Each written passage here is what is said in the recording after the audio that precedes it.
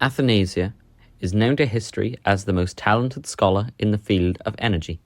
She is said to have pioneered the use of soul and life energy, taking in a few students and publishing research.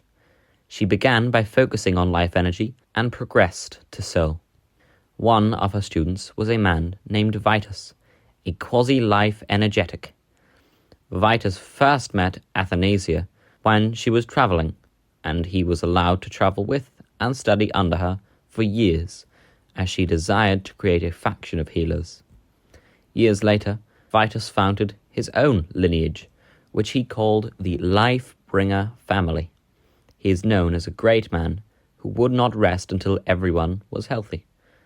Unfortunately, a number of scholars refused to take him seriously, viewing his work as a waste of time and effort, and being disappointed that he would undertake what Athanasia had already done, rather than developing knowledge in relevant areas, as Athanasia had long moved into researching soul energy.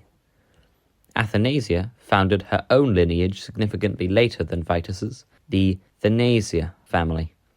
The family had a focus on life and soul energies together, unlike the Life-Bringers. For around 300 years, the Thanasia and Life-Bringer families had been the premier of healers in the continent. The Life-Bringer family focused on healing the injured and sick, while the Thanasia family researched with the intention of reaching the lofty goal of revival. Both families were well respected and on good terms with each other until a particular Thanasian head was revealed to have had a concerning shift in motive and intention, driving a small rift between them. The Thanasia family, despite researching for many years, had found no method of true revival. That wasn't the problem, though. An inside source leaked that some of the upper echelon were attempting revival, not with the goal of helping the broken, but to make use of them, intending to revive an unpaid workforce. The Life-Bringer family denounced this as impure and misguided, heavily suggesting they go back to their roots, which the Thanasia family did not appreciate. But the Life-Bringers were very concerned with what revival in the hands of a morally corrupt would mean. To ensure that the Thanasians did not stray further from the path of good, it was decided, after much negotiating, that the head of the Life-Bringers, the most powerful healer in the continent, would host an inspection every 15 years of the Thanasian people and land. This went well for nearly a century, nothing being officially uncovered, until something suspicious was uncovered. Hidden away in a local grassland, the inspector stumbled upon a small hut, purely by coincidence.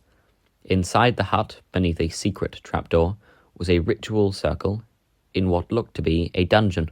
The head decided not to report this officially yet, to avoid any fallout, but they would wait for the next one to gather proof. The Thanasians realized they could no longer cover up their schemes that had been hidden from the world for years. A certain Life-Bringer was in contact with them and had revealed that the head had found the hut and the hidden room inside it, and was intending to reveal the secret within a few years. As the Life-Bringer head would discover if he were to search, the Thanasians had shifted their methods from standard research to human experimentation, as the newer generations had become impatient and desired immediate results.